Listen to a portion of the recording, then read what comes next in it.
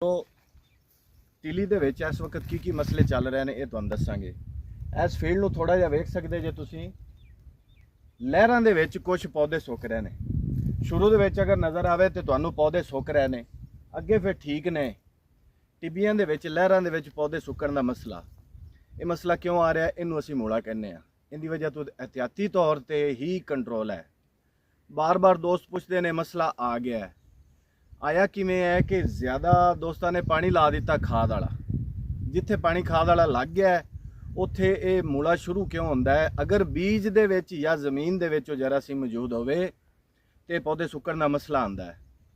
ਹੁਣ ਤੁਸੀਂ ਨੋਟ ਕਰੋ ਕਿ ਪਰੇ ਅਗਰ ਵੇਖੀਏ ਤੇ ਕੁਝ ਫੀਲਡ ਦੇ ਵਿੱਚ ਬਿਲਕੁਲ ਸਹੀ ਪੌਦੇ ਨਜ਼ਰ ਆਏ ਨੇ, ਫੁੱਲ ਵੀ ਚੁੱਕ ਰਹੇ ਨੇ, ਫਲ ਵੀ ਚੁੱਕ ਰਹੇ ਨੇ, ਲੇਕਿਨ ਇੱਥੋਂ ਕਰਕੇ ਲਹਿਰਾਂ ਦੇ ਵਿੱਚ ਪੌਦੇ ਸੁੱਕਣਾ ਸ਼ੁਰੂ ਹੋ ਗਏ ਨੇ।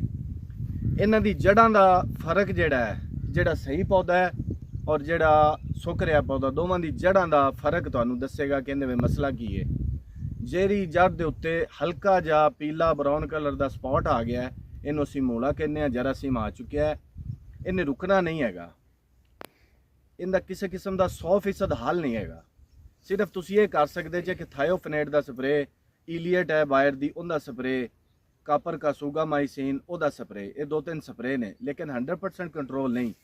ਹਿਫਾਜ਼ਤੀ ਤੌਰ ਤੇ ਦੀਆਂ ਤਦਾਬੀਰ ਨੇ। ਤੁਸੀਂ ਰੌਣੀ ਦੇ ਵਿੱਚ ਪਹਿਲੇ 2-3 ਪ੍ਰੋਡਕਟ ਹੈ ਸੀ, ਅਗਰ ਫਲੱਡ ਕੀਤੇ ਹੁੰਦੇ ਜਾਂ ਬੀਜ ਬਦਲ ਲੈਣਾ ਸੀ ਜਾਂ ਜਗ੍ਹਾ ਬਦਲ ਲੈਣੀ ਸੀ।